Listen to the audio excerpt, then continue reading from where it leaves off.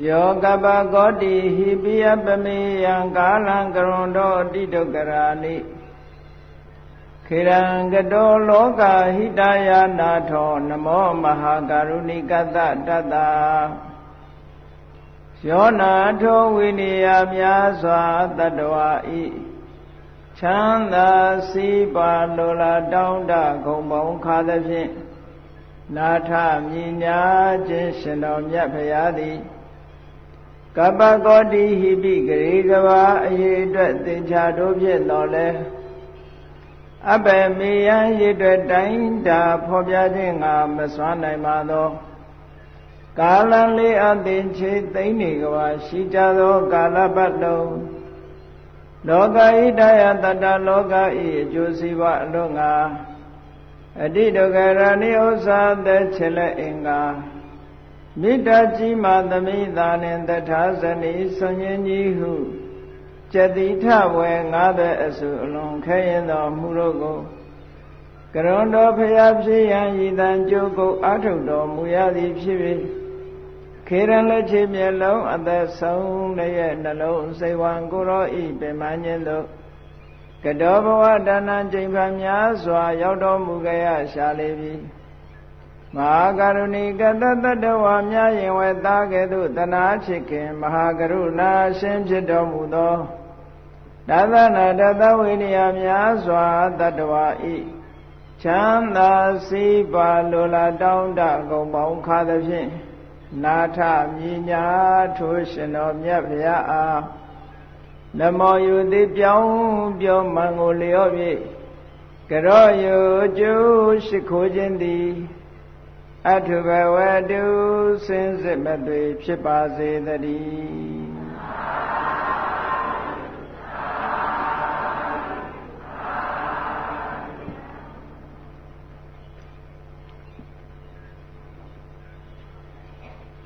Priyati Sabi Nema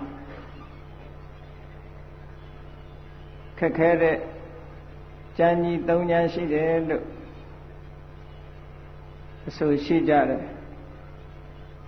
Chanji Batan Change San Chanla Tadukatalo Chewon the Nebiro Kakela Relo Priyati Sabi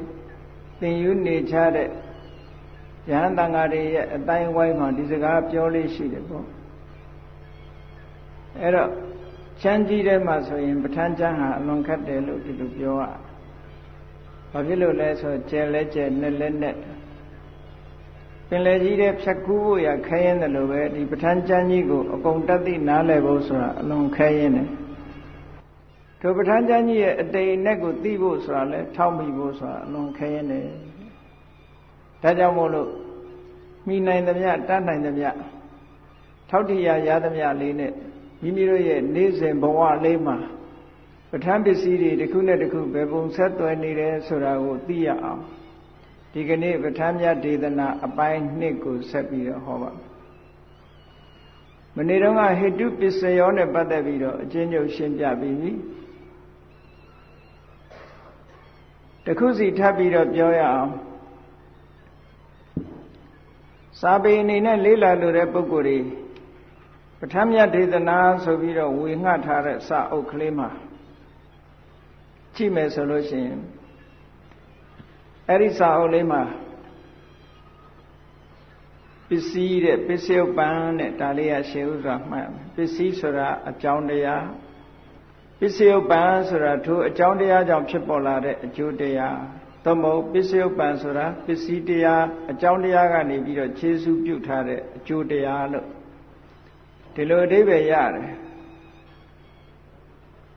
Erima Hidu Pisi Sura. Go on Yomese, hey chow body, he do busy. Pisaya so the Sagalongo, Yamalu, busy look young later. A John de Alu Piora. Busy so who busy to be seated in a Yoda and Nigeria, no? Do don't go busy to Baro, do Piora. Era go leve busy look quiet. A good in Yama busy so a town who viewed a John de Alu, David Yane. ပစ္စယုပ္ပန်ဆိုတဲ့စကားလုံးကပစ္စယုပ္ပန္နဆိုတဲ့စကားလုံးကဖြစ်ပေါ်လာတာဖြစ်လို့အကြောင်းတရားကြောင့်ဖြစ်ပေါ်လာတဲ့အကျိုးတရားသို့မဟုတ်အကြောင်းတရားကနေခြေစုပြုထားတဲ့တရားလို့ဒီလိုအိဗယ်ရတယ်အဲ့ဒီဇာတ်လေးတွေကြည့်လိုက်မယ်ဆိုလို့ရှိရင်ဟေတုပစ္စည်းဆိုတာဘယ်သူခေါ်တာတုံးဆိုဟိတ်6ပါးကိုခေါ်တယ်ဟိတ်6ပါးလို့ဆိုတာအဘိဓမ္မာသင်တဲ့ပုဂ္ဂိုလ်တွေကတော့ဒီလောက်ပြောရင်သိတယ်ပေါ့အဘိဓမ္မာမသင်ဘူးဆိုရင်ဟိတ်6ပါးဆိုတာဘာတွေပါလဲလို့ဒီလိုထင်ကောင်းထင်လိုက်မယ်မနေ့ကအတိပ္ပယ်လေးတွေကိုနည်းနည်းရှင်းပြီးတော့ပြောခဲ့ပြီဟေတုဆိုတဲ့အတိပ္ပယ်ကအကျိုးတရားတွေကိုရှင်သန်နေအောင်ဖွံ့ဖြိုးတိုးတက်နေအောင်ခိုင်မာနေအောင်ခြေစုပြုနေတဲ့အကြောင်းတရားလို့အဓိပ္ပာယ်ရတယ်။အဲ့ဒီဟေတုဆိုတဲ့နာမည်နဲ့ဟောထားတဲ့တရားဟာ6မျိုးပဲရှိတယ်။ပိဋကတ်3ပုံမှာလိုက်ကြည့်လိုက်လို့ရှိရင်အဘိဓမ္မာမှာဟေတုဟာ6မျိုးပဲရှိတယ်။6မျိုးဟာလောဘဒေါသမောဟအလောဘအဒေါသအမောဟအကောင်းဘက်က3မျိုးအဆိုးဘက်က3မျိုးဒီ6မျိုးရှိတယ်။အဲ့ဒီ6မျိုးသောသဘာဝတရားများသည်မိမိတို့နဲ့ရှင်တွဲဖြစ်ပေါ်လာတဲ့တရားများကိုအခိုင်အမာဖြစ်သွားအောင်အထောက်အကူပြုတတ်တယ်လို့ဒါဟာသူတို့ရဲ့ဟေတုတတ္တိလို့ခေါ်တယ်ဟေတုတတ္တိလို့ဒီလိုပြောတာအဲ့ဒီမှာရှေးဥစွာစာလို့မှတ်မယ်ဆိုရင်ဟိတ်6ပါးပစ္စည်းပစ္စည်းပံသာဟိတ်စိတ်81သာဟိတ်စိတ်ဆိုတာသာဆိုတာအတူတကွဟေတုကဟိတ်ဟိတ်နဲ့ရှင်တဲ့စိတ်လို့ပြောတာပါဠိမြန်မာရောပြီးသုံးထားတဲ့စကားလုံးဖြစ်နေတယ်အဲ့ဒါသာဟိတ်စိတ်ဆိုတာဟိတ်နဲ့ရှင်တဲ့စိတ်လို့ပြောတာဟိတ်နဲ့ရှင်တဲ့စိတ်ဒီ81ရှိတယ်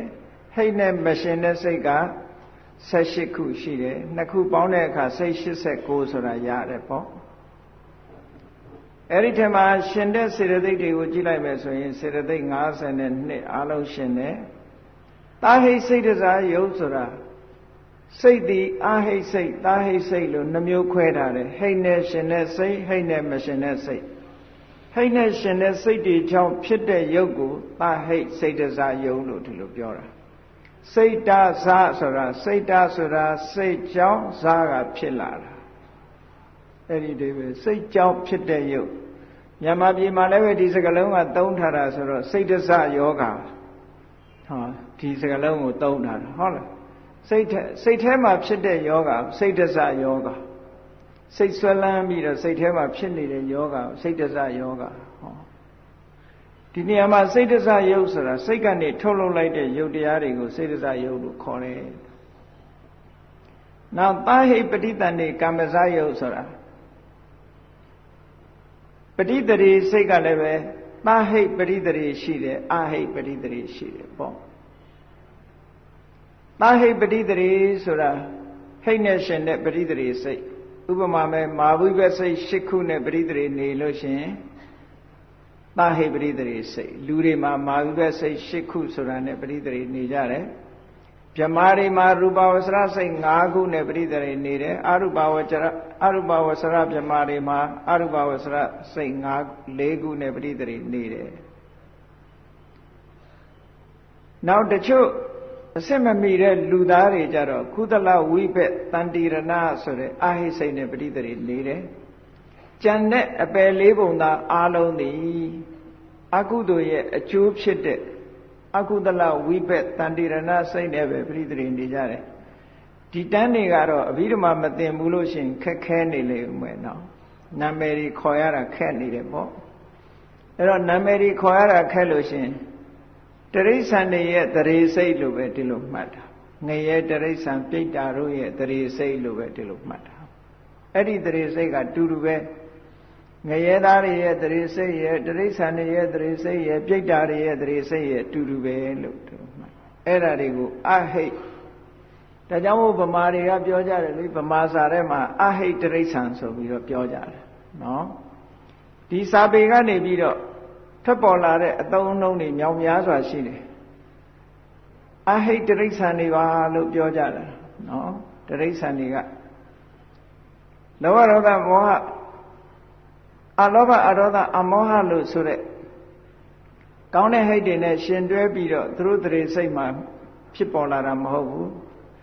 ဟိတ်မဲ့တရေစိတ်တွေနဲ့ပရိသေနေလာတဲ့ပုဂ္ဂိုလ်တွေဒီလိုဆိုလို့ရတယ်အဲ့တော့ဒါဟေတုပစ္စည်းနဲ့ပစ္စယုပ္ပံကိုရှင်းဥစွာဒီလိုမှတ်ထားကဲဟေတုတတ္တိဆိုတာလေးကတစ်မြစ်သည်ရေသောမြစ်ကလေးဟာဘယ်တစ်ပင်ကရေသောမြစ်ပဲဖြစ်ဖြစ်ထိုတစ်ပင်ဟာရှင်သန်ပြီးတော့ဖွံ့ဖြိုးတိုးတက်နေတာအသီးတွေအပွင့်နေနဲ့ဟုတ်လားနှစ်ပေါင်းကြာအောင်ရှင်သန်နေတဲ့တစ်ပင်ကြီးတွေဟာဘယ်သူကထောက်ပံ့ထားတာတော့ဆိုရေသောမြစ်ကထောက်ပံ့တာအဲ့ဒီရေသောမြစ်ရဲ့စွမ်းရည်တတ္တိကိုဟေတုလို့ခေါ်တယ်ဟေတုတတ္တိအခိုင်အမာဖြစ်အောင်ရှင်သန်နေအောင်ထောက်ပံ့ကူညီထားတဲ့တတ္တိသည်ထူးခြားတဲ့တတ္တိတစ်ခုပဲကဲလောဘလေးကိုပြောရအောင်လူတိုင်းဟာလိုချင်တဲ့စိတ်ဖြစ်ခဲ့ကြတယ်ဖြစ်နေကြတယ်လိုချင်တဲ့စိတ်ဖြစ်ပြီဆိုလို့ရှိရင်ထိုလိုချင်တဲ့စိတ်ကိုဘယ်သူကနေပြီးတော့တည်ထက်နေအောင်လုပ်နေတယ်လဲဆိုရင်လိုချင်မှုဆိုတဲ့လောဘတရားကတည်ထက်နေအောင်လုပ်ထားတယ်ထိုလိုချင်တဲ့စိတ်ကိုအကြောင်းပြုပြီးတော့စိတ်တစားယုတ်တွေကိုထုတ်လုပ်ပေးနေတယ်နှုတ်ကထုတ်ပြောတယ်ခန္ဓာကိုယ်ဒီလက်ရောက်လှုပ်တယ်ဆိုတဲ့ကိုယ်အမူအရာနှုတ်အမူအရာတွေဖြစ်ပေါ်လာတယ်အဲ့ဒီဖြစ်ပေါ်လာအောင်ဘယ်သူကနေပြီးတော့ရှင်သန်အောင်လှုပ်ထားတယ်လဲဆိုရင်ဟောဒီလောဘလေးကလှုပ်ထားတာဒါကြောင့်မို့လို့ဒီလောဘလေးကိုဟေတုတတ္တိလို့ခေါ်တယ်သူ့ရဲ့အကျိုးဆက်တွေသူ့ရဲ့အကျိုးတရားတွေဆက်လက်ဖြစ်ပေါ်နေအောင်သူကခိုင်ခန့်နေအောင်တည်မြဲနေအောင်စွမ်းဆောင်ပြီးတော့ထားတယ်ဒီတတ္တိကိုဟေတုတတ္တိလို့ပြောတာကဲလူလောကမှာလွယ်လွယ်ပြောမယ်ဆိုလို့ရှိရင်စာလို့ပြောရင်တော့လောဘနဲ့လောဘမူလစိတ်လို့နှမျိုးခွဲရမယ်လောဘဆိုတာလိုချင်တဲ့သဘောလေးကိုပြောတာအဲ့ဒီလိုချင်တဲ့သဘောလေးသည်လောဘမူလစိတ်နဲ့ရှင်တွဲပြီးတော့ဖြစ်တဲ့စေတသိက်တရားသာဖြစ်တယ်အဲ့ဒီလောဘမူလစိတ်ဖြစ်လာလို့ရှိရင်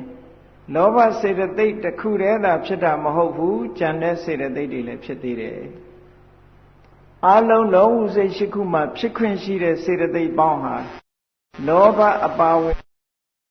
လိုချင်တဲ့စိတ်လို့လူတွေကတစ်ခုတည်းပဲခေါ်နေပေမဲ့လို့ထိုလိုချင်တဲ့စိတ်ဆိုတာစိတ်စေတသိက်ပေါင်းလိုက်မယ်ဆိုလို့ရှိရင်20နဲ့စေတသိက်က22ခုစိတ်က8ခုသို့မဟုတ်စိတ်တစ်ခုနဲ့စေတသိက်22ခုပေါင်းလိုက်ရင်23ခု23ခုကိုတစ်ခုတစ်ခုတွက်ထားလို့ရှိရင်လူတွေပြောနေကြတဲ့လိုချင်တဲ့စိတ်ဆိုတာအဲ့ဒါကိုပြောတာအဲ့ဒီလိုချင်တဲ့စိတ်ကလေးမိမိရဲ့ရင်ထဲနှလုံးထဲမှာခိုင်မာနေအောင်ဘယ်သူကလှုပ်ပေးနေလဲဆိုရင်လိုချင်တယ်ဆိုတဲ့လောဘကနေပြီးလှုပ်ပေးနေတယ်သူ့မှာဒီလိုစွန့်ရည်တတ္တိအထူးရှိတယ်လို့ဒီလိုပြောအဲ့တော့တခြားစေတသိက်တွေမှာဒီလိုစွန့်ရည်တတ္တိရှိလားဆိုမရှိဘူးဒီစိတ်ထဲမှာဆိုရင်လောဘသည်ဟေတုတတ္တိနဲ့ခြေစုပြုထားတဲ့စွန့်ရည်တတ္တိတယ်ဥပမာမဲ့ဒိဋ္ဌိဆိုတဲ့တရားဟာလည်းလိုချင်တဲ့စိတ်ထဲမှာရှင်တွဲပြီးတော့ဖြစ်ပေါ်လာတယ်မာနဆိုတဲ့တရားဟာလည်းပဲလိုချင်တဲ့စိတ်နဲ့ရှင်တွဲပြီးဖြစ်ပေါ်လာတယ်အဲ့ဒီဒိဋ္ဌိတို့မာနတို့မှာဒီလောဘစိတ်ကိုထိန်းထားနိုင်စွမ်းရှိရလားဆိုမရှိဘူးဒီတတ္တိသူတို့မှမရှိဘူးဥပမာမဲ့လောဘစိတ်ရှိခုမှရှင်တဲ့စေတသိက်တွေဖတ်တာဆိုတာရှိတယ်ဝေဒနာဆိုတာရှိတယ်တင်ညာဆိုတာရှိတယ်စေရနာရှိတယ်ဧကဂတရှိတယ်ဇီဝိတ္တရေရှိတယ်မနတိကာရရှိတယ်အဲ့ဒါတွေကလိုချင်တဲ့စိတ်ကလေးကိုသူတို့ထိန်းထားနိုင်လားဆိုမထိန်းနိုင်လိုချင်တဲ့စိတ်ပေါ်လာလို့ရှိရင်သူတို့ပါလာတာပဲရှိတယ်သူတို့ကလိုချင်တဲ့စိတ်ကိုအခိုင်အမာဖြစ်အောင်ကျေစုပြုနိုင်စွမ်းမရှိကြဘူးထို့တူပဲဝိတ္တတို့ဝိสารတို့ဆိုတဲ့စေတသိက်တွေပီတိဆိုတဲ့စေတသိက်တွေအဓိမောက္ခဆိုတဲ့စေတသိက်တွေဝိရိယဆိုတဲ့စေတသိက်တွေသန္တာဆိုတဲ့စေတသိက်တွေမောဟတို့အဟိရိကတို့အနုတ္တပတို့ဆိုတဲ့စေတသိက်တွေသူတို့ကရောမောဟကတော့လောဘစိတ်ကိုထိန်းထားတဲ့ထဲမှာပါတယ်သို့သောအဓိကပရဏ ကတော့လောဘကထိန်းတာအဲ့ဒီမှာအဟိရိကအနုတ္တပဩဒိစ္စဆိုတဲ့တရားတွေဟာဟေတုတတ္တိမရှိသည့်အတွက်ကြောင့်ထိန်းထားနိုင်စွမ်းမရှိဘူးတဲ့သို့တော့လူကျင်စိတ်နဲ့ရှင်တွဲပြီးတော့ဖြစ်ပေါ်လာကြတာလေးကြီးပဲကောင်းပြီအာယုံတစ်ခုခုကိုတွေးရှိလို့မိမိတို့စိတ်ထဲမှာလူကျင်စိတ်ကလေးဖြစ်လာပြီလို့ဆိုလို့ရှိရင်ဟောဒီသဘာဝတွေဖြစ်လိမ့်မယ်လောဘမှုစိတ်ရဲ့စေတသိက်တွေရဲ့ဖြစ်လိမ့်မယ်ထိုစိတ်စေတသိက်တွေဖြစ်လိုက်တာနဲ့တပြိုင်နက်စိတ်တစားယုတ်တွေထုတ်လုပ်လိမ့်မယ်ဟောဒီသဘောတရားတွေရှိနေလိမ့်မယ်အဲ့ဒီလိုရှိနေတဲ့ထဲမှာလောဘသည်မိမိနဲ့အတူတကွဖြစ်ပေါ်လာတဲ့သဘာဝတရားတွေကိုရှင်သန်နေအောင်အခိုင်အမာယက်တည်နေအောင်ယက်တည်နိုင်အောင်ကြီးပွားလာအောင်ကြီးထွားလာအောင်ကျေးဇူးပြုတယ်ထိန်းထားတယ်အဲ့တော့ဒီလောဘနဲ့ကြံတဲ့လူကျင်တဲ့စိတ်စွမ်းအားတွေဟာတပြိုင်နက်ဖြစ်ကြတာသူတို့ကလောဘကအရင်ဖြစ်ပြီးတော့လူကျင်တဲ့စိတ်တွေကနောက်မှဖြစ်လာတာမဟုတ်ဘူးလောဘနဲ့လူကျင်တဲ့စိတ်သည်တပြိုင်နက်ဖြစ်လာတာတပြိုင်နက်ဖြစ်လာပြီးတော့သူ့မှာထူးခြားတဲ့စွမ်းရည်တတ္တိကဘာလို့ဆိုရင်အဲ့ဒီသူနဲ့ဖြစ်ပေါ်ဖြစ်တဲ့သဘာဝတရားတွေကိုရှင်သန်နေအောင်ထိန်းထားနိုင်တာကလောဘရဲ့တတ္တိပဲတဲ့တခြားစေတသိက်တွေမှာဒီတတ္တိမျိုးမရှိဘူးလို့ဒီလိုပြောတာကဲတော့လောဘရဲ့တတ္တိဓုကဟေတုတတ္တိဓုသို့တော့ဒီလောဘဆိုတဲ့သဘာဝတရားကလိုချင်တဲ့စိတ်နဲ့လိုချင်တဲ့စိတ်ကနေထုတ်လုပ်ထားတဲ့စိတ်တစရုပ်တရားတွေကိုဟေတုတတ္တိတစ်ခုတည်းနဲ့ခြေစုပြုနိုင်တာလားလို့ဟေတုတတ္တိတစ်ခုတည်းနဲ့မဟုတ်ဘူးအခြားအကြောင်းတွေလည်းပါဝင်ပြီးတော့ခြေစုပြုနေကြတယ်သူ့ရဲ့တတ္တိဓုကတော့ထိန်းထားတဲ့ဟေတုတတ္တိဓုပဲဒါဖြင့်ဗာတတ္တိဓုတွေရှိတုံးလို့ဆိုတော့လောဘမှာလိုချင်တဲ့စိတ်နဲ့စိတ်တစားယုတ်တွေကိုအတူတကွဖြစ်တယ်ဆိုတဲ့တတ္တိတစ်မျိုးလည်းရှိသေးတယ်အဲ့ဒါကိုသဟဇာတပစ္စယောလို့ခေါ်တာသဟဇာတပစ္စယောဆိုတာလောဘနဲ့လိုချင်တဲ့စိတ်ထိုလိုချင်တဲ့စိတ်ကထုတ်လုပ်လိုက်တဲ့စိတ်တစားယုတ်များသည်ဗျိုင်းတူဖြစ်လာတာဖြစ်သောကြောင့်သူကအကြောင်းကအရင်ဖြစ်ပြီးအကျိုးကနောက်မှဖြစ်တာလို့ဒီလိုမဟုတ်ဘူးဒီနေရာမှာအကြောင်းနဲ့အကျိုးသည်ဗျိုင်းတူဖြစ်လာတယ်အဲ့ဒီဗျိုင်းတူဖြစ်လာတာကိုပဲသဟဇာတတတ္တိလို့ပြောတာနော်ဗျိုင်းတူဖြစ်လာပြီးတော့အကျိုးပြုတာဒါဖြင့်ဗျိုင်းတူဖြစ်ပြီးတော့အကျိုးပြုတာမျိုးရှိနိုင်သလားအကျိုးကိုထုတ်လုပ်တာရှိသလားဆိုတော့ရှိတယ်လေမီးထွန်းလိုက်လို့ရှင်အလင်းရောင်ဟာချက်ချင်းလာတာမီးလင်းလိုက်တာတဲ့ဗျိုင်းနဲ့အလင်းရောင်ရတာမီးငိမ့်သွားတာနဲ့တပြိုင်နဲ့မှောင်သွားတာဟောဒါဗျိုင်းတူဖြစ်တာလို့ခေါ်တယ်အဲ့တော့လောဘလေးဖြစ်လိုက်တာနဲ့တပြိုင်နဲ့လိုချင်တဲ့စိတ်တွေတပြိုင်နဲ့ဖြစ်လာလောဘနဲ့လိုချင်တဲ့စိတ်ရဲ့စိတ်တစားယုတ်တွေရဲ့တပြိုင်နဲ့ဖြစ်လာအဲ့ဒါကြောင့်မို့လို့ဒါကိုသဟဇာတတတ္တိလို့ခေါ်တယ်သဟဇာတဆိုတာသဟဆိုတာအတူတကွဇာတဖြစ်လာတာ born together အတူတကွဖြစ်လာတယ်အတူတကွဖြစ်ပြီးတော့ခြေစုပြုနေတယ်လို့ဒီလိုပြောတာအဲ့တော့ဟေတုတတ္တိဆိုတာသူ့ရဲ့ထူးခြားတဲ့စွမ်းရည်တစ်ခုအတူတကွဖြစ်ပြီးခြေစုပြုတယ်ဆိုတာဉာဏ်နဲ့တရားတွေမှာလည်းဒီတတ္တိရှိတယ်လောဘတစ်ခုတည်းမှာဒီတတ္တိရှိတာမဟုတ်ဘူးဉာဏ်နဲ့တရားတွေမှာလည်းဒါကြောင့်မို့လို့ဟေတုတတ္တိဆိုတဲ့တတ္ထိဝိသေသလို့ပြောတာသူနဲ့ရှင်ပြိုင်ပြီးတော့ဝင်လာတဲ့စွမ်းရည်တတ္တိတွေကသဟဇာတတတ္တိဟောရှင်ပြိုင်လာတယ်နောက်တစ်ခုဘာဝင်လာသေးတော့ဆိုရင်အညမေညအညမေညဆိုတာ reciprocal အပြန်အလှန်လို့ဒီလိုအဓိပ္ပာယ်ရတယ်လောဘလေးဖြစ်လိုက်တာနဲ့တပြိုင်နက်လိုချင်တဲ့စိတ်တို့စိတ်တစားယုတ်တို့ဖြစ်လာတယ်အဲ့ဒီလောဘနဲ့လိုချင်တဲ့စိတ်တစားယုတ်တို့ဟာအပြန်အလှန်အထောက်အကူပြုနေကြတယ်ဘယ်လိုအပြန်အလှန်ထောက်အကူပြုနေလဲဆိုရင်သုံးချောင်းတောက်နော်သုံးချောင်းတောက်ကိုကြည့်လိုက်သုံးချောင်းတောက်ကြည့်လိုက်လို့ရှိရင် ဒီထောက်သုံးချောင်းဒီတစ်ခုနဲ့တစ်ခုအပြန်အလှန်မှီထားတာတစ်ခုပြတ်သွားလို့ရှိရင်ကျန်တဲ့နှစ်ခုကပြိုလဲသွားမှာပဲထို့တူပဲလောဘမှာလိုချင်တဲ့စိတ်နဲ့စိတ်ဒုစရုပ်တွေကိုထိန်းထားဖို့အတွက်သူ့မှာအပြန်အလှန်ကျေစုပြုနိုင်တဲ့စွမ်းရည်တတ္တိလည်းသူ့မှာရှိတယ်လို့ပြောတာအဲ့တော့လောဘကလိုချင်တဲ့စိတ်နဲ့စိတ်ဒုစရုပ်တွေကိုလိုချင်တဲ့စိတ်ကိုကျေစုပြုတဲ့အခါမှာအပြန်အလှန်တတ္တိဓုလေးလည်းသူ့မှာရှိတယ်လို့ပြောတာအဲ့တော့24ပစ္စည်းဆိုတာတော်တော်များများဆက်ဆက်ပြီးတော့နေလေးရှိကြတယ်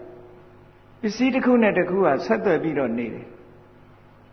အခုအဲ့ဒါမှာအပိုင်းနှစ်ပိုင်းထားပြီးတော့ပြောမှပို့ပြီးတော့ရှင်းမယ်အပိုင်းနှစ်ပိုင်းဆိုတာလောဘနဲ့လိုချင်တဲ့စိတ်ကတစ်ပိုင်းလောဘနဲ့လိုချင်စိတ်ကြောင့်ဖြစ်လာတဲ့ယုတ်ကတစ်ပိုင်းလို့ဒီလိုနှစ်ပိုင်းခွဲပြီးတော့ပြောအဲ့တော့လောဘနဲ့လိုချင်တဲ့စိတ်လောဘနဲ့လိုချင်တဲ့စိတ်ကြောင့်ဖြစ်လာတဲ့စိတ်တစယုတ်သို့မဟုတ်လောဘနဲ့လိုချင်တဲ့စိတ်ရဲ့လိုချင်တဲ့စိတ်ကြောင့်ဖြစ်လာတဲ့ယုတ်ရဲ့သုံးအုပ်စုခွဲကြည့်လိုက်လောဘကအကြောင်းတရားလိုချင်တဲ့စိတ်ကအကျိုးတရားဒါတစ်ခုလောဘကအကြောင်းတရားလိုချင်တဲ့စိတ်ကြောင့်ဖြစ်ပေါ်လာတဲ့ယုတ်ကအကျိုးတရားနောက်တစ်ခါလောဘကအကြောင်းတရားလိုချင်တဲ့စိတ်ရဲ့စိတ်ကြောင့်ဖြစ်တဲ့ယုတ်ရဲ့ကအကျိုးတရားလို့သုံးစုခွဲကြည့်လိုက်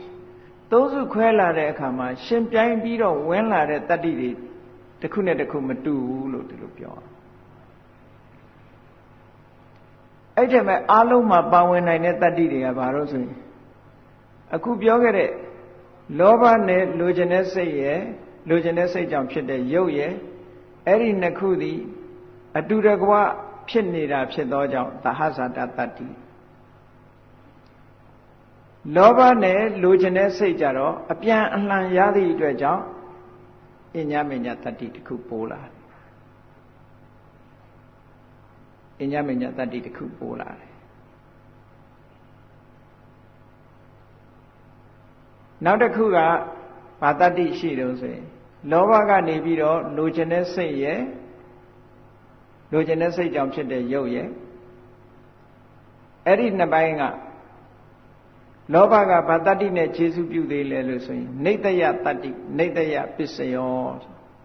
24ပစ္စည်းထဲမှာနေတယပစ္စယောနေတယပစ္စယောဆိုတာမိယာအနေထားဖြင့်ခြေစုပြုတာတဲ့လောဘဆိုတဲ့အမိရှိသည့်အတွက်ကြောင့်ဒီလိုချင်တဲ့စိတ်တို့လိုချင်တဲ့စိတ်ကြောင့်ဖြစ်တဲ့စိတ်ဒုစရုပ်တို့ဟာရှင်သန်နိုင်တာဒီလိုဆိုလို့လေအဲ့တော့လောဘလေးတစ်ခုဖြစ်လိုက်တာနဲ့တပြိုင်နက်ဟိတုပစ္စည်းတွေမကဘူးအခုပြောတဲ့သဟဇာတပစ္စည်းပါလာတယ်ယံခာအညမညပစ္စည်းပါလာတယ်နေတယပစ္စည်းပါလာတယ်နောက်တစ်ခုအများဆုံးအမြဲတမ်းပါနေတာကတော့သဟဇာတနေတယအဋ္ဌိအဝိကတအဲ့ဒီ၄ခုကအမြဲတမ်းပါမယ်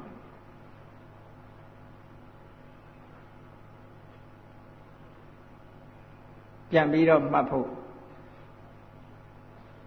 လောဘဆိုတဲ့အကြောင်းတရားလေးကနေပြီးတော့လိုချင်တဲ့စိတ်ရဲ့လိုချင်တဲ့စိတ်ကြောင့်ဖြစ်တဲ့စိတ်တစားရုပ်ရဲ့အဲ့ဒီနှစ်ခုကိုခြေစုပြုတဲ့အခါမှာသူ့ရဲ့တတ္တိထုကဟေတုပစ္စယောဟေတုတတ္တိဟာသူ့ရဲ့တတ္တိထုတာမန်တခြားစိတ်တွေလို့တာမန်တတ္တိအနေနဲ့ပါဝင်တာတွေကဘာတွေတုံးဆိုရင်သဟဇာတပစ္စယောအတူတကွဖြစ်ပြီးတော့ခြေစုပြုတယ်နေတယပစ္စယော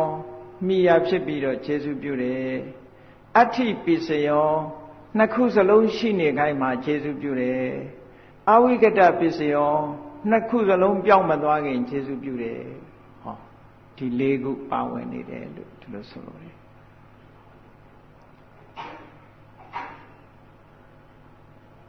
တဖန်လောဘကနေပြီးတော့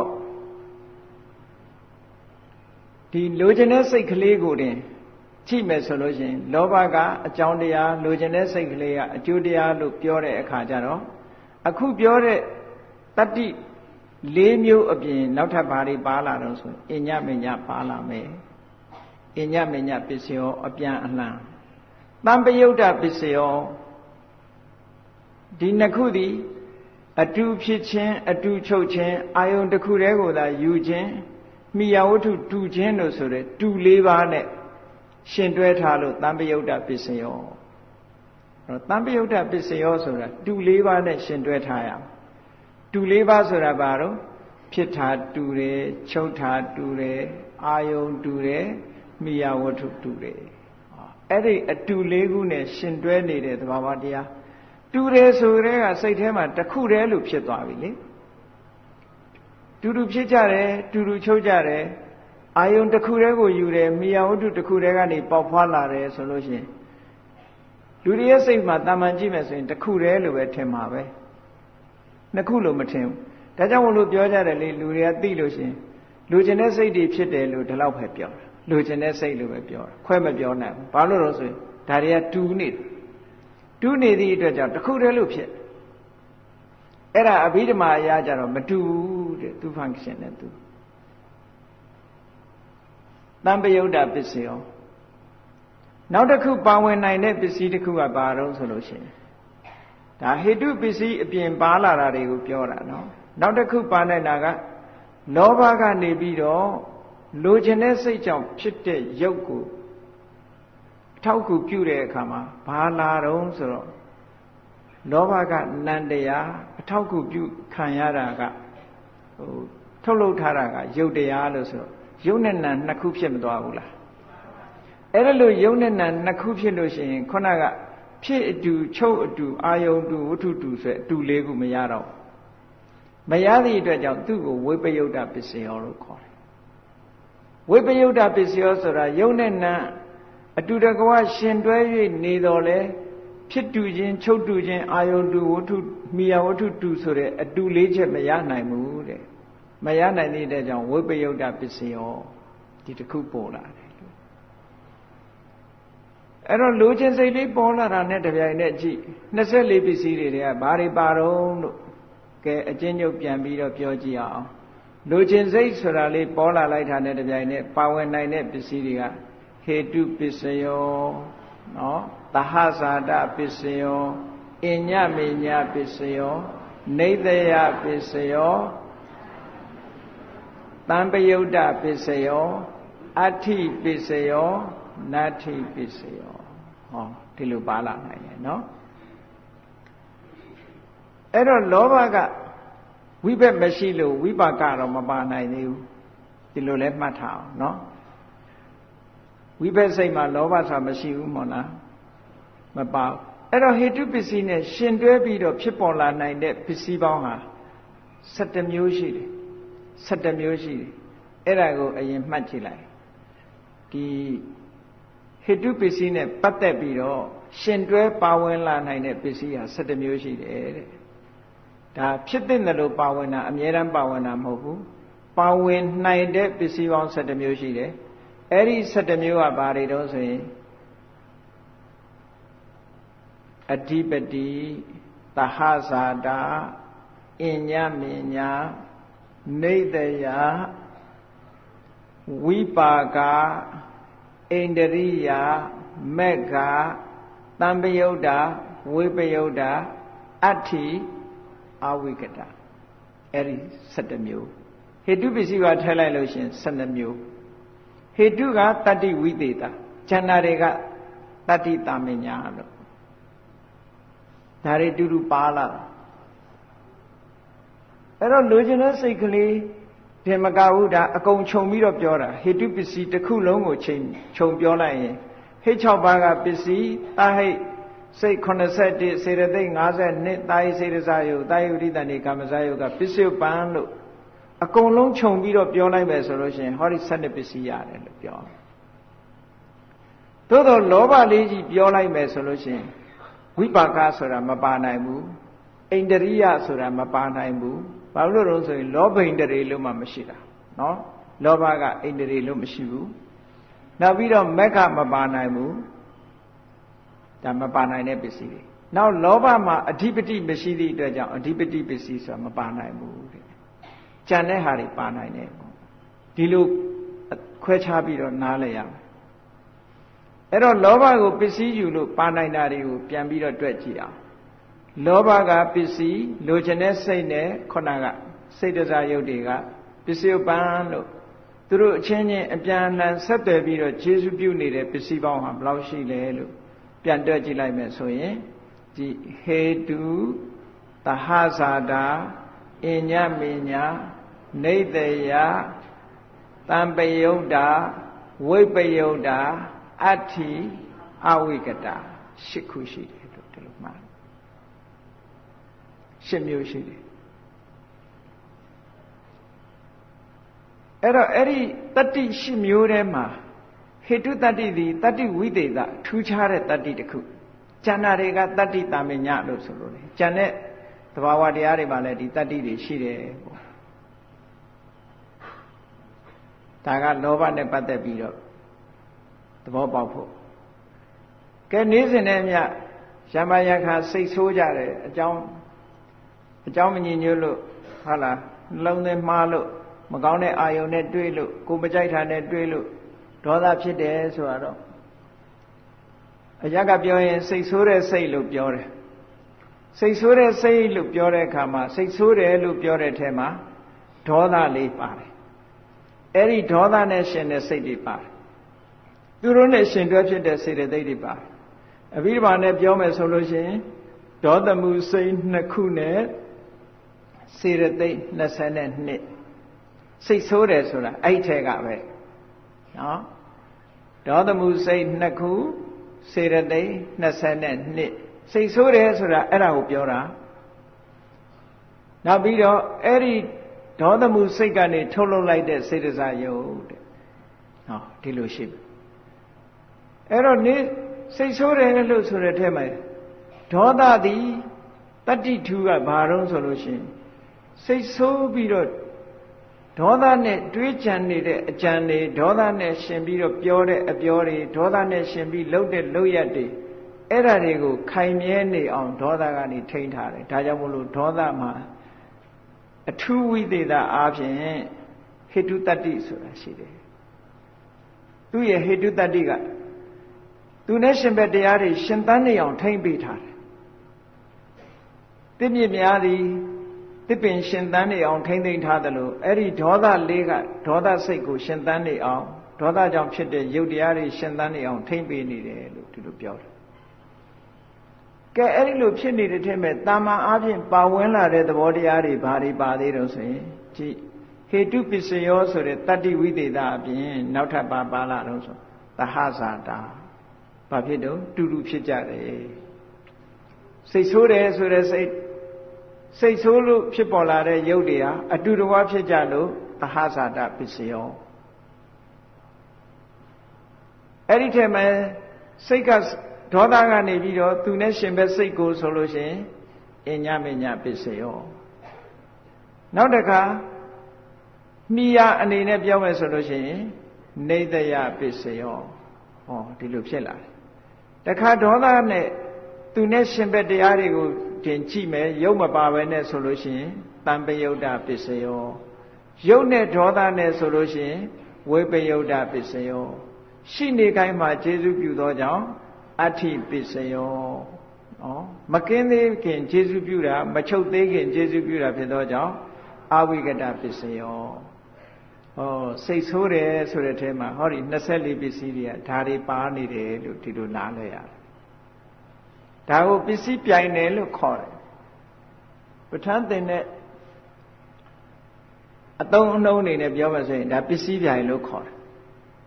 ပစ္စည်းပြိုင်တယ်ဆိုတာအမျိုးတူမှပြိုင်လို့ရတယ်အမျိုးမတူရင်ပြိုင်လို့မရဘူး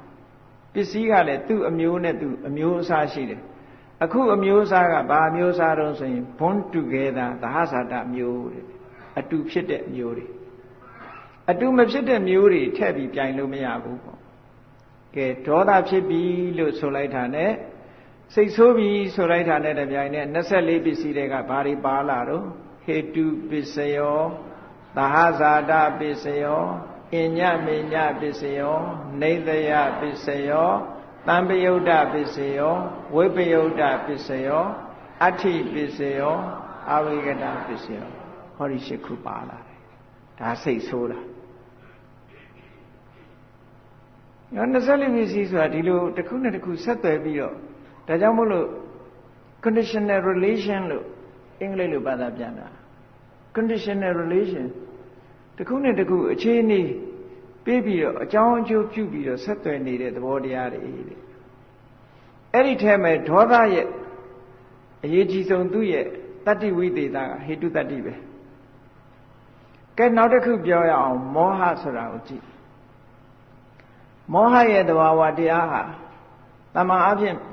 မောဟလောဘဖြစ်တာလဲလူတွေကပြောတတ်ကြတယ်ဒေါသဖြစ်တာလဲပြောတတ်ကြတယ်မောဟဖြစ်တာကြတော့ဘယ်လိုပြောမလို့မောဟဖြစ်တာကြတော့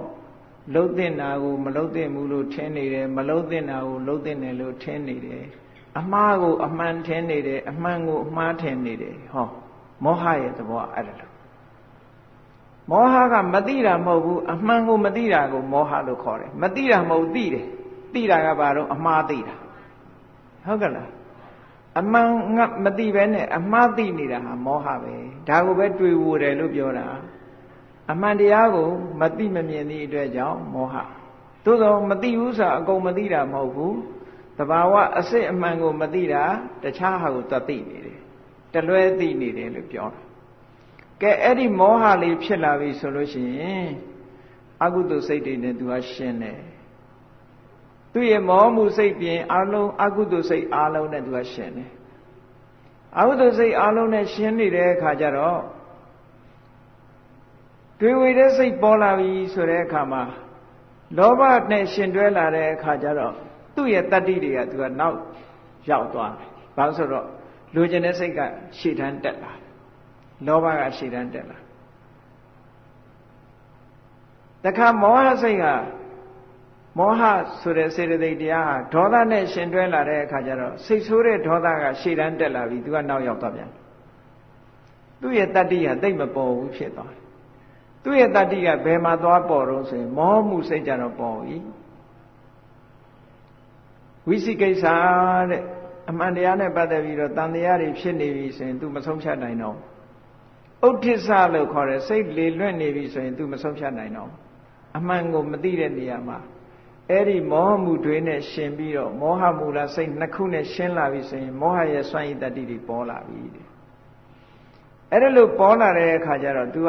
သူ့ရဲ့တတ္တိဝိသေသကတော့မောဟရှိနေသေးသမျှအမှန်မသိမှုတို့တန်တရားတို့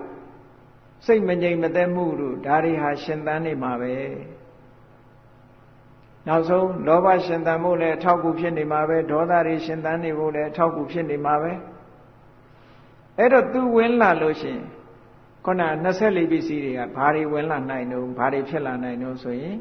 နံပါတ်1ကဟေတုပစ္စယောနောက်ပြီးတော့သဟဇာတပစ္စယောအညမညပစ္စယောနေတယပစ္စယောသံပယုတ်တပစ္စယောဝိပယုတ်တပစ္စယောအဋ္ဌိပစ္စယောအဝိကတပစ္စယောတဲ့ဟောဒီပစ္စည်းရှင်မျိုးသူနဲ့ရှင်တွဲပြီးတော့ဖြစ်ပေါ်လာတယ်အဲ့တော့အကြောင်းဆိုတာတစ်ခုတည်းမဟုတ်ဘူးအများကြီးအထောက်အကူပြုထားတာတစ်ခုတည်းမဟုတ်ကြည့်လေသစ်ပင်လေးတစ်ပင်ပေါက်ဖို့ရာအကြောင်းကတစ်ခုတည်းမှမဟုတ်တာရေရှိရတယ်ရေရှိရတယ်အလင်းအောင်ရှိရတယ်အပူအေးဆိုတာရှိရတယ်ဒါတွေစုံညီနေမှဒီသစ်ပင်ကမျိုးစစ်လေးကအပင်လေးပေါက်လာတာအကြောင်းတွေအများကြီးပဲဒါကြောင့်မလို့မြတ်စွာဘုရား24ပစ္စည်းဆိုတာအလုံးကိုစုံပြီးတော့ဖြစ်နိုင်တဲ့များအကြောင်းတွေကိုစုပြီးတော့ရှင်းပေးထားတာ24ပစ္စည်းဆိုတာခေါင်းစဉ်ကလေးတွေပေးလိုက်တာအခုလိုပဲကြည့်အရာပြောမယ်ဆိုလို့ရှိရင်လိုချင်တဲ့စိတ်တစ်ခုဖြစ်လာရင်ဒီပစ္စည်းတွေပါမယ်ရှစ်မျိုးပါလာမယ်စိတ်ဆိုးတဲ့စိတ်ဖြစ်လာလို့ရှိရင်လည်းဒီရှစ်မျိုးပါလာမယ်အမှန်မသိပြီးနဲ့တွေ့ဝေးနေတဲ့စိတ်ပေါ်လာလို့ရှိရင်လည်းဟောဒီရှစ်မျိုးတဲ့24ပစ္စည်းတွေကဒီရှစ်မျိုးပါနေတယ်ဆိုတာကိုသတိထားဖို့ပေါ့ငါစိတ်ဆိုးပြီလို့ကိုယ့်ကိုစိတ်ဆိုးရင်ကြည့်ဟောတာတွေဒီလိုဖြစ်နေတာဆိုတာကိုသိရမယ်နော်သူဆိုင်ရာအကြောင်းတရားတွေဒါကမကောင်းတဲ့ဘက်ကပြောတာတခါကောင်းတဲ့ဘက်ကကြည့်ကြအောင်စို့ အလောဘတဲ့အလောဘဆိုတဲ့ဒီသဘာဝတရားဖြစ်ပေါ်လာတဲ့အခါကျတော့သူကကောင်းတဲ့စိတ်တွေနဲ့ရှင်တွဲလာတယ်သူကြတော့မဟာကုသိုလ်စိတ်တို့ယဟန္တာပုဂ္ဂိုလ်မှာဆိုရင်မဟာကရိယာစိတ်တို့နောက်ပဋိသရေခာပိုဓိခာတို့မဟာဝိဘစိတ်တို့နောက်ရူပဝဆရကုသိုလ်စိတ်တို့ဇန်စိတ်တွေနဲ့သွားပြန်လို့ရှင်လဲအလောဘပါတယ်ရူပဝဆရကုသိုလ်စိတ်ယဟန္တာပုဂ္ဂိုလ်တွေဆိုရင်ကရိယာစိတ်ဗြဟ္မာရီရဲ့တဏ္ဍာဆိုရင်ဝိဘစိတ်ရူပဝဆရဝိဘစိတ်အရူပဗြဟ္မာရီဆိုလို့ရှိရင်အရူပဝဆရဝိဘစိတ်အရူပဇံရတဲ့ပုဂ္ဂိုလ်တွေဆိုရင်အရူပဝဆရကုသိုလ်စိတ်ယဟန္တာပုဂ္ဂိုလ်ဆိုလို့ရှိရင်အရူပဝဆရကရိယာစိတ်နောက်မဲ့ရတဲ့ပုဂ္ဂိုလ်တွေမဲ့စိတ်ဖို့ရတဲ့ပုဂ္ဂိုလ်တွေဖို့စိတ်လို့ဆိုအလောဘကနေအကျယ်ကြီးပဲအလောဘကနေအကျယ်ကြီးအဲ့ဒီအလောဘဆိုတဲ့ဟိတ်ကလည်းပဲဟိတုတ္တိနဲ့သူကကျေစုပြုတယ်သူနဲ့အတူတကွဖြစ်တဲ့တရားတွေဒါပေမဲ့ဗျိုင်းသူဖြစ်တယ်လို့မပြောလို့မရဘူးနော်မဟာကုသိုလ်စိတ်နဲ့ဖြစ်နေတဲ့အလောဘသည်ရူပဝဆရကုသိုလ်စိတ်နဲ့ဖြစ်တယ်လို့ပြောလို့မရဘူးသူဟာနဲ့သူနော်အရူပဝဆရကုသိုလ်စိတ်နဲ့ဖြစ်တယ်လို့ပြောလို့မရဘူးမဲ့နဲ့ဖြစ်နေတယ်လို့ပြောလို့မရဘူးဖို့နဲ့ဖြစ်တယ်လို့ပြောလို့မရဘူးမဟာကုသိုလ်စိတ်နဲ့ရှင်ပြီးတော့ဖြစ်မယ်ဆိုရင်မဟာကုသိုလ်စိတ်နဲ့ပဲဖြစ်မယ်သူက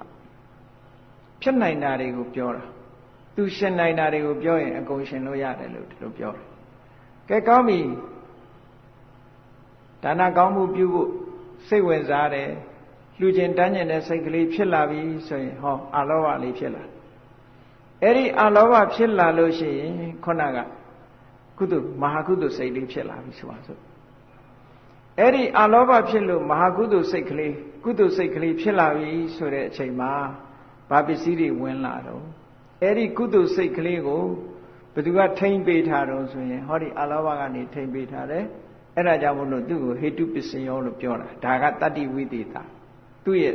ထူးခြားထက်မြက်တဲ့တတ္တိတစ်ခုအများလိုပဲတတ္တိပေးနိုင်တာတွေကဘာတွေတုံးဆိုလို့ရှိရင်သဟဇာတပစ္စယောဟုတ်ကလားအညမေညပစ္စယောနေတယပစ္စယောနောက်ပြီးတော့ဝိပါကပစ္စယောကုသိုလ်ဝိဘက်ဆိုလို့ရှိရင်သူကဝိဘက်စိတ်တွေမှာရှင်တဲ့အခါမှာဆိုရင်ဝိပါကပစ္စယောရတယ်ကုသိုလ်ရှင်တဲ့အခါမှာကုသိုလ်ရှင်တဲ့အခါတော့ဝိပါကမရဘူးเนาะဝိဘက်ဟိတ်ဆိုမှဝိပါကကိုရတယ်ကဲသူကဖြစ်နိုင်လို့ဝိပါကပစ္စယောနောက်တစ်ခုက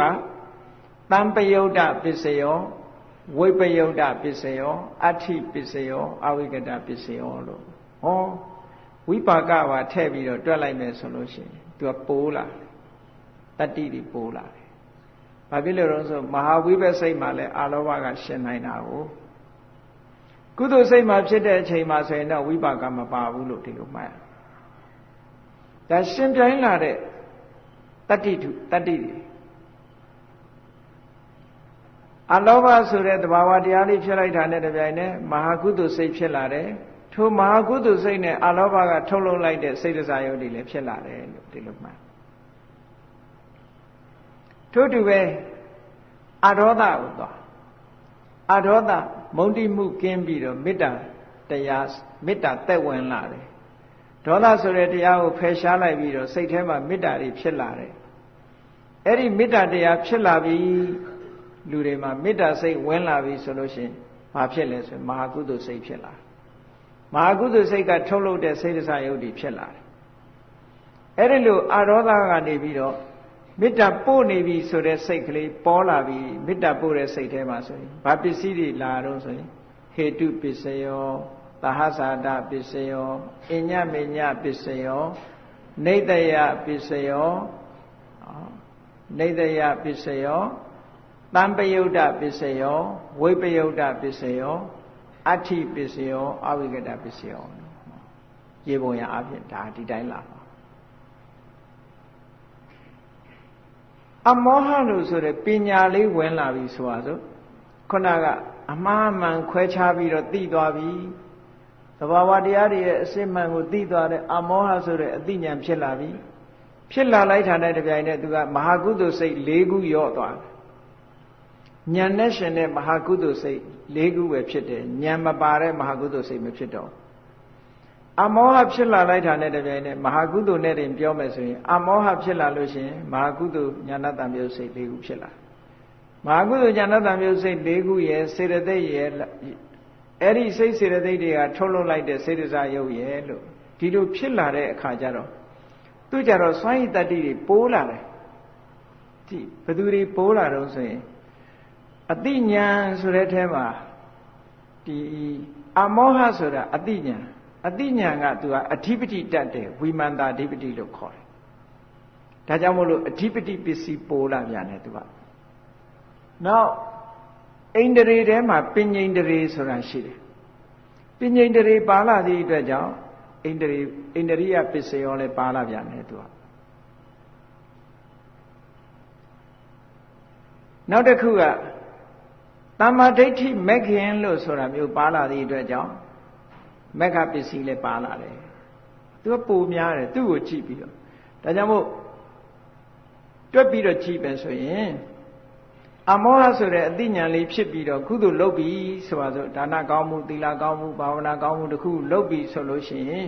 ဘာပစ္စည်းတွေပါလာတော့ဆိုရင်ဟေတုပစ္စယောရဲ့အဓိပတိပစ္စယောရဲ့သဟဇာတပစ္စယောရဲ့အညမေညပစ္စယောနေတယပစ္စယောအိန္ဒရိယပစ္စယောမဂ္ဂပစ္စယောတံပယုတ်တပစ္စယောဝိပယုတ်တပစ္စယောအဋ္ဌိပစ္စယောအဝိကတပစ္စယောဟောအကယ်၍ဝိပဿိတ်မှာရှင်တဲ့အလောဘအရောဓအမောဟတို့ဆိုလို့ရှိရင်ဝိပါကထက်ဝိပနဲ့ရှင်တဲ့ဝိပဿိတ်နဲ့ပြောမယ်ဆိုလို့ရှိရင်အလောဘအရောဓအမောဟကိုဝိပဿိတ်နဲ့ပြောမယ်ဆိုရင်ဝိပါကထက်ပြီးတော့တွက်လို့ရတယ်ကုသိုလ်စိတ်နဲ့ရင်စပြောမယ်ဆိုရင်ဝိပါကထည့်ပြီးတော့တွက်เสียမလို့ဘူးเนาะကဲကြည့်လိုက်ဟိတ်6ပါးကနေပြီးတော့ဆိုင်ရာတဘာဝတရားတွေကို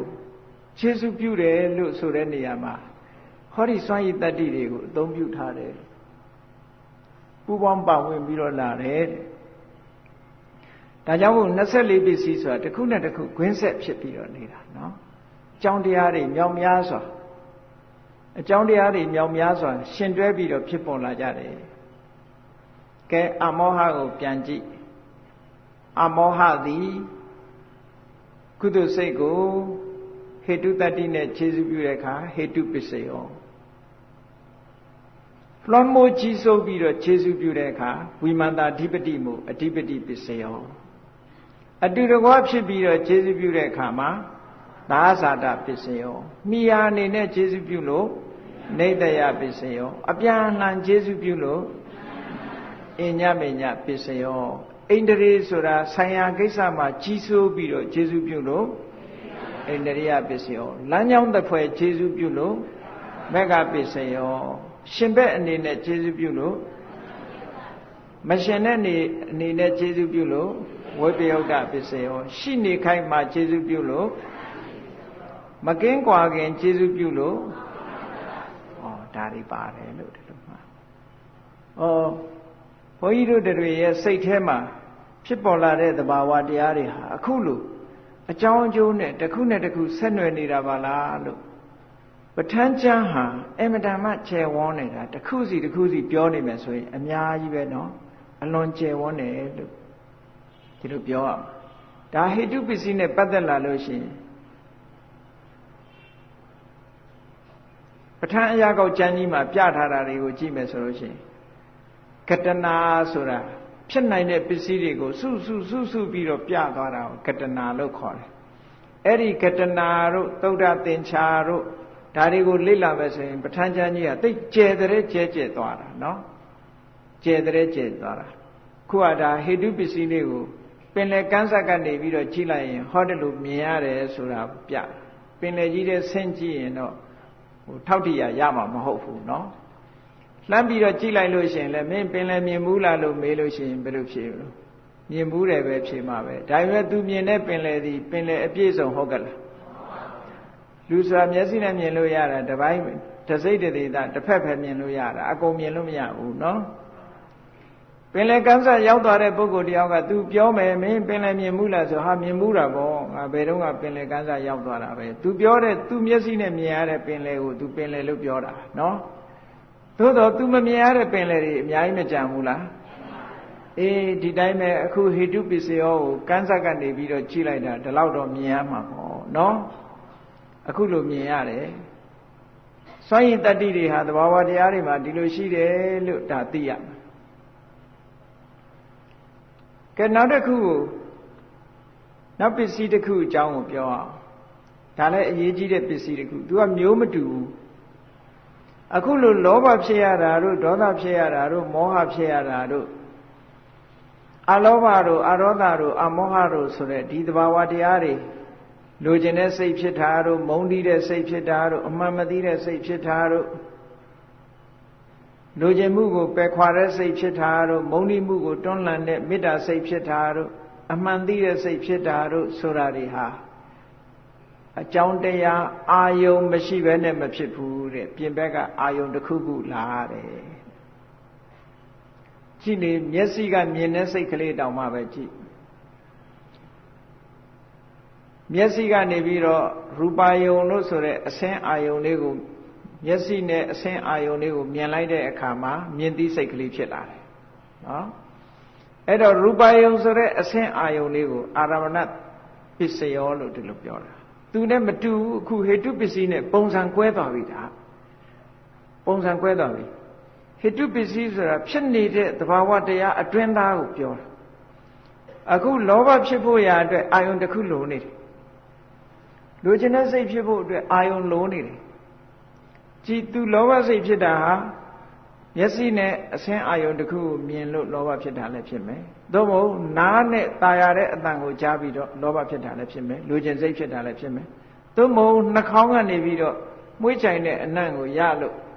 လိုချင်တဲ့စိတ်ဖြစ်တာလည်းဖြစ်မယ်သို့မဟုတ်လျှာကနေပြီးတော့ကောင်းတဲ့အရာတစ်ခုကိုလေးရမိလို့လိုချင်တဲ့စိတ်ဖြစ်တာလည်းဖြစ်မယ်သို့မဟုတ်ခန္ဓာကိုယ်ကအထီးတွေ့ကောင်းတဲ့အရာတစ်ခုကိုထိပြီးတော့နောက်ထပ်ထိကျင်တွေ့ကျင်တဲ့လောဘလိုချင်တဲ့စိတ်ဖြစ်တာရင်လည်းဖြစ်မယ်သို့မဟုတ်အဲ့ဒါတွေတစ်ခုမှမပါဘဲနဲ့စိတ်ထဲကနေတတ်တဲ့စိတ်ကူးရင်ပြီးတော့မဖြစ်နိုင်ဘူးလားဖြစ်နိုင်တယ်ဆိုတော့ကြည်အာယုံကဘယ်နှမျိုးရှိတုံးဆို6ခုမနေဘူးလားအာယုံ6ပါးဆိုတာအဲ့ဒါပြောတာနော်အာယုံ6ပါးဆိုတာမျက်စိကမြင်ရတဲ့အဆင်းအာယုံနားကကြားရတာအသံအာယုံနှာခေါင်းကအနံ့အာယုံလျှာကအရသာအာယုံခန္ဓာကိုယ်ကအတွေ့အာယုံဓမ္မယုံကကြံတိအာယုံဆိုပြီးတော့အာယုံ6ပါးလို့ဒါကြောင့်မို့လို့အာယုံ6ပါးကိုအာရမဏပစ္စည်းရဲ့ပစ္စည်းတရားလို့ဒီလိုခေါ်တာအဲ့တော့အာယုံ6ပါးဆိုတာရူပယုံတတ္တယုံခန္ဓာယုံရတ္တယုံဖုတ္တပယုံဆိုတာတွေကိုအဘိဓမ္မာနဲ့ပြောမယ်ဆိုရင်ရူပယုံကလည်းယုတ်တရားပဲတတ္တယုံကလည်းယုတ်တရားပဲခန္ဓာယုံရတ္တယုံလို့ဆိုတာလည်းယုတ်တရားပဲဖုတ္တပယုံဆိုတာဘယ်သူခေါ်တာတုံးလို့ဆိုရင်ပထဝီရဲ့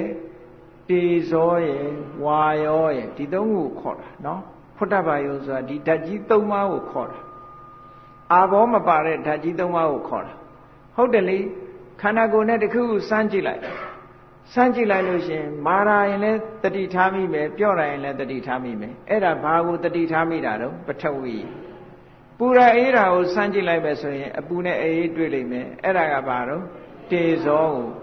သွားပြီးတော့ထောက်ခန္ဓာတွန်းခန္ဓာလှုပ်ရှားတာကိုသွားပြီးတော့စမ်းမိလို့ရှိရင်ဝါယောကိုစမ်းမိတယ်လို့ဟောဒီလိုပဲပြောလို့ရတယ်နော်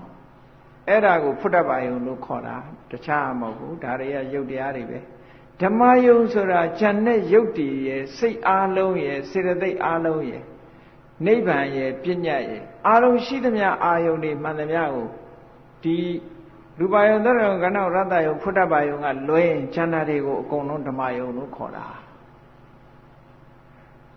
ဒါဖြင့်မင်္ဂလာစိတ်ဓမ္မယုံကြီးကိုဓမ္မယုံလို့ခေါ်တာကြတော့ဘာကြောင့်ခေါ်တာဒါကတော့တရားဓမ္မကိုအာယုံပြုတဲ့နေရာမို့ဆိုပြီးတော့ဓမ္မယုံလို့ခေါ်တာဒါနဲ့မတူဘူးနော်တရားဓမ္မကိုအာယုံပြုဖို့ဆိုတဲ့တရားနာဖို့တရားကိုအာယုံပြုဖို့ဆိုတဲ့အနေနဲ့ခေါ်တဲ့ဓမ္မယုံဒီဓမ္မယုံက ရူပယုံတရယုံခန္ဓာဝရတယုံဖုရပယုံဓမ္မယုံဆိုတဲ့ဓမ္မယုံကခုနကကြံတဲ့အာယုံတွေကိုပြောတာအလုံးအဲ့ထဲပဲဘာတွေပါတော့ဆိုရုပ်တွေပါတယ်ရုပ်အချို့ပါတယ်စိတ်အလုံးပါတယ်စေတသိက်အလုံးပါတယ်နိဗ္ဗာန်ပါတယ်ပညာပါတယ်ရှိသမျှအာယုန်တွေဟာဓမ္မရမဏထဲမှာကုန်ဝင်သွားတယ်သူ့ထဲမှာမပါတာဘယ်သူလို့ဆိုရင်အစင်းအာယုန်မပါဘူးဘာတော့အတန်မပါဘူးအနတ်မပါဘူးအရသာမပါဘူးပထဝီတေဇောဝါယောဆိုတဲ့ဖုဒ္ဓဘာမပါဘူးတဲ့အဲ့ဒီယုတ်တွေကလွဲရင်ကျန်တာတွေအကုန်ပါတယ်လို့ဒီလိုပြောတာနော်ဓမ္မယုတ်နဲ့အဲ့ဒီအာယုံ6ပါးပစ္စည်းတရားသည်ဘသူ့ကိုထောက်ကူပြုတော့ဆိုလို့ရှိရင်စိတ်89နဲ့စေတသိက်52ကိုထောက်ကူပြုတယ်ကဲအဲ့ဒါကိုပဋ္ဌာန်းပစ္စယနေရိတာမှာပဋ္ဌာန်းပစ္စယနေရိတာရတဲ့ပုဂ္ဂိုလ်တွေလည်းပါကောင်းပါလိမ့်မယ်တချို့ကဝတ်ထားပြီးတော့ရွတ်ကြတယ်ပဋ္ဌာန်းကိုပူဇော်ကြတယ်အနေနဲ့ရွတ်တယ်ကဲမြတ်စွာဘုရားအာယုံပြုပြီးတော့ရွတ်လို့ရအောင်ကမြတ်စွာဘုရားကဘယ်လိုဟောထားတော့ဆို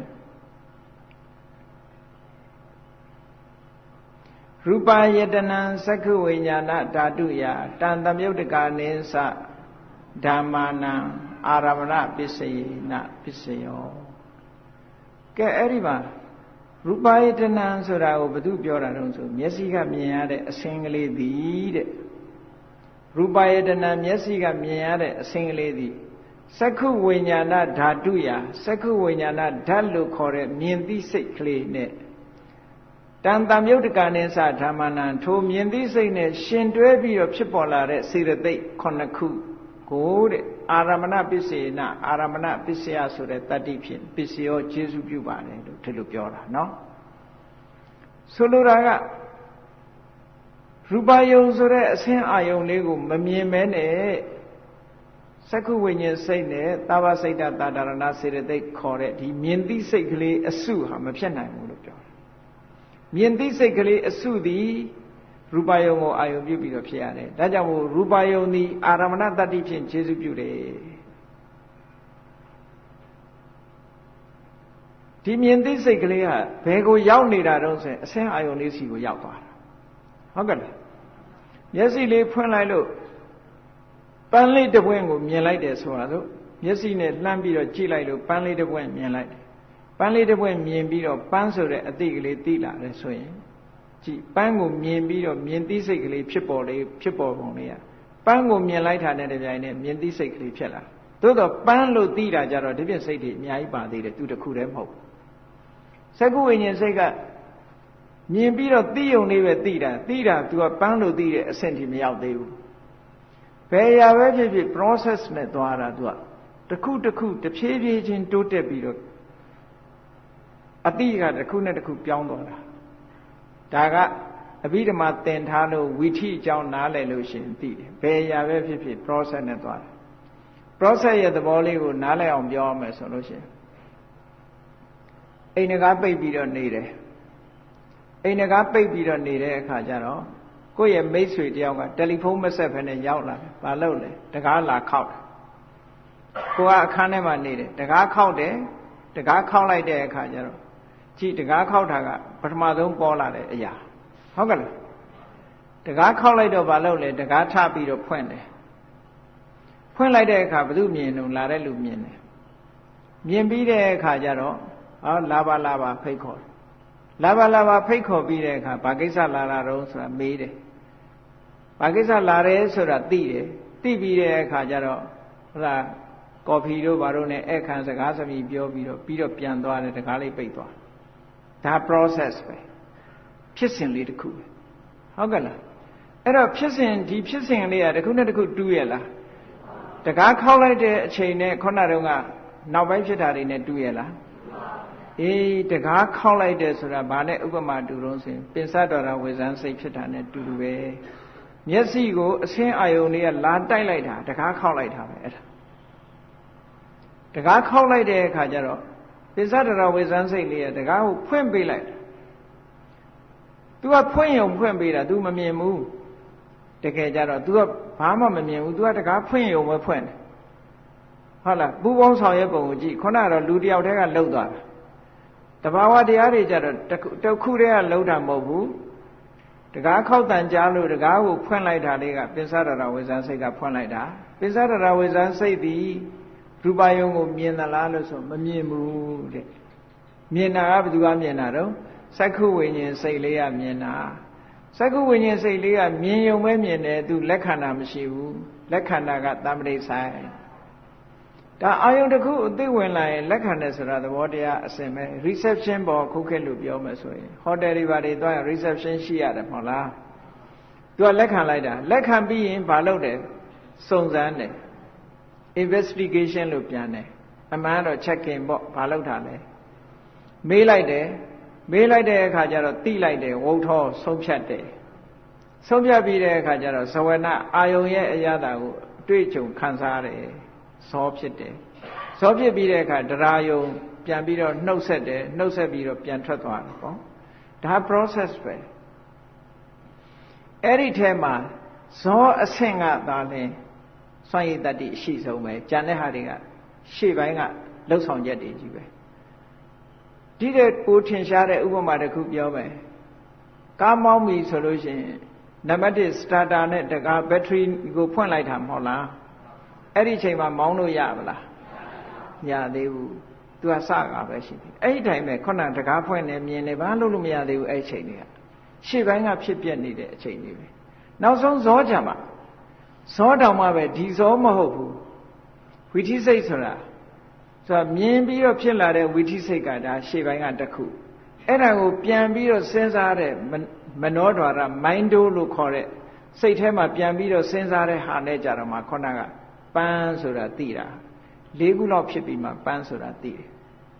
ဝိသိ၄ခုလောက်ကြာတယ်ပထမမြင်သိတဲ့စိတ်အစဉ်တစ်ခုဖြစ်လိုက်တယ်ဒါကမျက်စိဆိုတဲ့အိုင်းဒိုးမှာဖြစ်တဲ့ဝိသိစိတ်နောက်တစ်ခုကျတော့စိတ်တတ်ကနေပြီးတော့အဲ့ဒီအာယုံကိုမှတ်ပြီးတော့ပြန်ပြီးတော့စဉ်းစားတာအဲ့ဒါကဝိသိစိတ်တစ်ခုပြန်စဉ်းစားပြီးတဲ့အခါအမည်နာမတတ်လိုက်တာကတစ်ခုအဓိပ္ပာယ်သိလိုက်တာကတစ်ခုဆိုအ ਨੇ ဆုံး၄ခုဖြစ်ရတယ်ဒီဖြစ်စဉ်ကြီး၄ခုလောက်ဖြစ်ပြီးတော့မှပန်းဆိုတာသိတယ်ဒါတောင်မှအရင်တုန်းကပန်းလို့ဆိုတာကိုသိခဲ့ပြီးမှသူကဒီအဖြေရတာပန်းမသိခဲ့ဘူးဆိုလို့ရှိရင်သူအဖြေမထုတ်နိုင်သေးဘူးစဉ်းစားနေဦးမှာပဲခေါင်းထဲမှာဘာလေးနဲ့ပြောနေဦးမှာပဲသူအဖြေမထုတ်နိုင်ဘူးနော်အာရမဏပစ္စယောဆိုတာကြည့်မျက်စိဆိုတဲ့တကားကိုလာဖွင့်တယ်နားဆိုတဲ့တကားကိုလာဖွင့်တယ်နှာခေါင်းဆိုတဲ့တကားကိုဖွင့်တယ်လျှာဆိုတဲ့တကားကိုဖွင့်တယ်ခန္ဓာကိုယ်ဆိုတဲ့တကားကိုဖွင့်တယ်မိုင်းစိတ်ဆိုတဲ့တကားကိုလာဖွင့်တယ်အဲ့ဒီဖွင့်ပေးတဲ့လာပြီးတော့တိုက်ခိုက်တတ်တဲ့အာယုန်တွေကိုအာရမဏပစ္စယောလို့ပြောတာပါအဲ့ဒီအတိုက်ခိုက်မှုမရှိဘဲနဲ့ဒီအသိစိတ်ဆိုတာပေါ်လာတာမရှိဘူးဒါကိုသုတ်တံပါဠိတော်တွေထဲမှာလည်းဒီတိုင်းပဲဟောတာပဲလေစက္ခုပတာရကိုရူပယုံကလာပြီးတော့ထင်တဲ့အခါမှာမြင်သိစိတ်ဖြစ်တယ်သောတာပတာရဆိုတဲ့နားကိုအတန်လာပြီးတော့ထိခိုက်တယ်ကြားသိစိတ်ဖြစ်တယ်နှာခေါင်းလာပြီးတော့အနံ့ကထိတယ်နံသိစိတ်ဖြစ်တယ်လျှာကိုအရသာနဲ့တွေ့တယ်ဇီဝဝိညာဏလျက်သိစိတ်ဖြစ်တယ်ခန္ဓာကိုယ်ကိုဖုတ္တပအာယုတစ်ခုကလာပြီးတော့ထိတယ်ထိသိစိတ်ဖြစ်တယ်ကျန်တာတွေကြတော့အဲ့ဒီလိုကာယပတ္တဒီစက္ခုသောတာကာဏဇီဝကာယဆိုတဲ့ဒီ organ တွေမပါဘဲနဲ့စိတ်ကူးတတ်နဲ့သိတာကြတော့ကြံသိစိတ်ဓမ္မယုံလို့ပြောတာအဲ့ဒီလိုတဘာဝတရားတွေဟာတစ်ခုတစ်ခုနဲ့ဆက်ဆံပြီးတော့နေသည့်အတွက်ကြောင့်အဲ့ဒါကိုအာရမဏပစ္စယောလောဘစိတ်ကလေးဖြစ်ဖို့လိုချင်တဲ့စိတ်ဖြစ်ဖို့ရာအတွက်လည်းပဲဟောဒီအာယုန်တွေတစ်ခုလာမယ်စိတ်ဆိုးတဲ့စိတ်ဖြစ်ဖို့ရာလည်းဟောဒီအာယုန်တစ်ခုလာမယ်ဒီအမှန်မသိတဲ့စိတ်ဖြစ်ဖို့ရာလည်းပဲဒီတစ်ခုလာတယ်လောဘကိုဖယ်ရှားပြီးတော့အလောဘဆိုတဲ့စိတ်ဖြစ်ပေါ်ဖို့ရာအတွက်ကလည်းပဲဒီကုသိုလ်ဖြစ်ဖို့ရာအတွက်ကလည်းပဲဟောဒီအာယုန်တစ်ခုရှိတယ်အဒေါသဆိုတဲ့မေတ္တာဖြစ်ဖို့ရလည်းပဲဟောဒီအာယုန်တစ်ခုခုရှိတယ်အမောဟလို့ဆိုတဲ့အသိဉာဏ်ဖြစ်ဖို့ရလည်းအာယုန်တစ်ခုခုရှိတယ်လို့အဲ့ဒီအာယုန်6ပါးသဘာဝတရားတွေဟာဒီစိတ်တွေကိုလာပြီးတော့ဖြစ်ပေါ်စေတတ်လို့သူတို့ကိုအာရမဏပစ္စယောလို့ပြောတာနော် အာယုန်အနေနဲ့ဆက်သွယ်ပြီးတော့နေတယ်ဒါကိုပဋ္ဌာန်းပါဠိတော်မှာရူပယတနံသက္ခုဝိညာဏဓာတုယ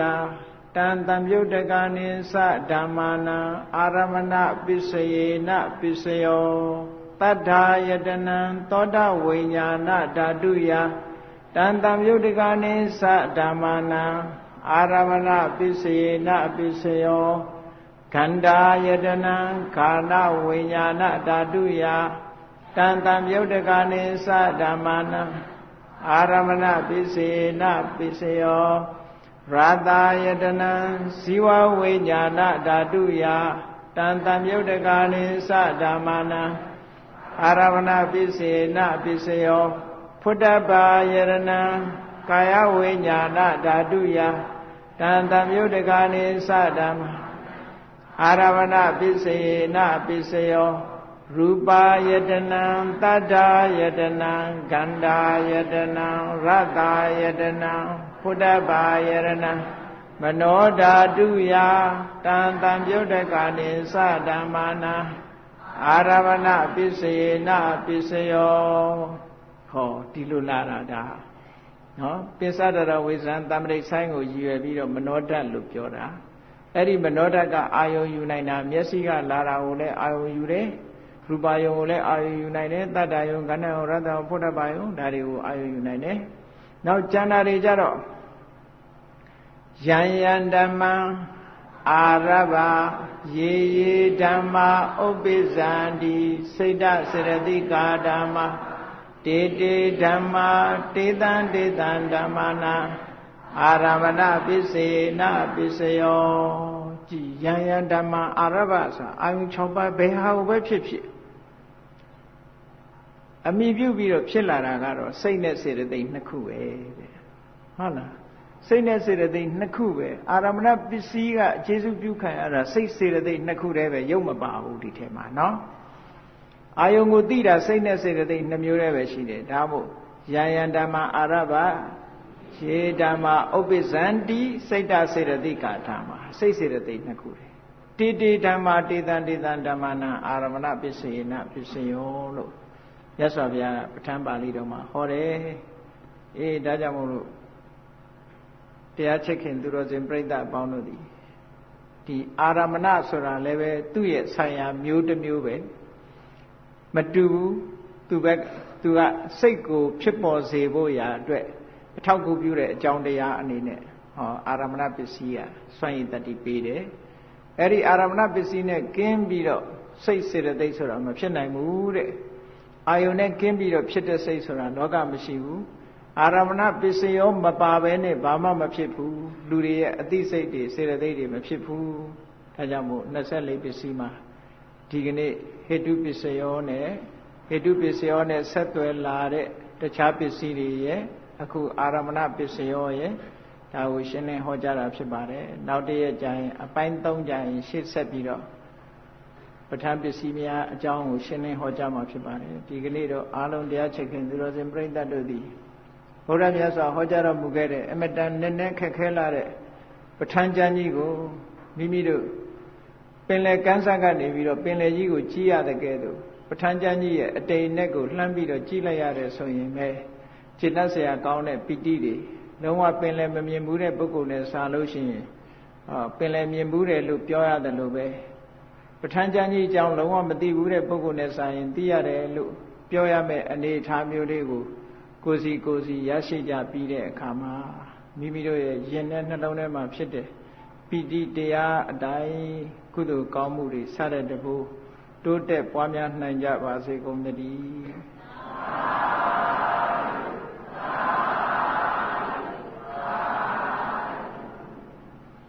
ကဲမေတ္တာပို့ရအောင်တတ္တဝါများစွာဘေးရန်ကွာချမ်းသာကြပါစေမေတ္တာရေချမ်းသောငါဖြံငြိမ်းချမ်းကြပါစေသက်ရှိကျမ်းမာစိတ်ချမ်းသာလူရဆန္ဒပြည့်ပါစေ ဓမ္မောတရံပိဝိတဝါနာဝိသာတဗ္ဗေတမုဟတာအစရမရာတိတိဘာဝံနိဗ္ဗာနံယန္တုတာရောဓမ္မောတရံလောဘဒေါသမောဟစိတ်တောက်ကင်းပြောက်ကြည်တရားစေကိုပိဝိတဝါဝန္တာရှင်ပြတောက်ကြရနာကြရကုန်သောကြောင့်ဝိသာတဗ္ဗေပူဇာညနှောက်ကိလေသာစေတောက်ဟုသမျှတို့သည်သမုဟတပိဉ္ကြပဲတွင်ရေမတင်တဲ့ကဲ့သို့ကင်းစင်လွင်ပြောင်းပေမရောက်အောင်ပယ်ဖြောင်းအပ်ကုန်သည်ဟောတုစင်စစ်မသွေဖြစ်ကြပါစေကုန်သတည်းအစရမရံအိုခြင်းလဲကွာနာခြင်းလဲကင်းသေးခြင်းလဲရှင်းထသောတိတိဘဝကိလေသာဟုပုခသိင်ကင်းခြင်းရာအစစ်ဖြစ်ပေထသောနိဗ္ဗာန်နိဗ္ဗာန်ဟုခေါ်အေးမြတော်သို့သာရောတရားချစ်ခင်စိတ်ကောင်းဝိညာဉ်သူတော်စင်များတို့သည်ယန္တုပါရမီအစဉ်စဉ်မြင့်တယ်မြင်၍မလင့်ပုံသေးဆက်ရောက်တော်မူကြပါစေကုန်သတည်း